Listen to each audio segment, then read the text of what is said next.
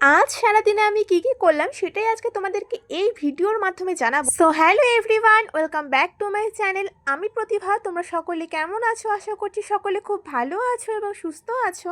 বাড়িতে বলতে গেলে সেরকম দেখানোর মতো আমি কোনো কাজই করি না, কিন্তু বর্তমানে ভুট্টাগুলো তোলা হয়েছে আর ভুট্টা ছাড়াতে আমার খুবই ভালো লাগে। এখন রোজকার কাজ এটাই আমাদের। আজকে যেহেতু একটু অন্যরকম কাজ করবো, তাই ভাবলাম একটু ভিডিও করে সবাইকে দেখানো যাক আমি কত কাজ করি।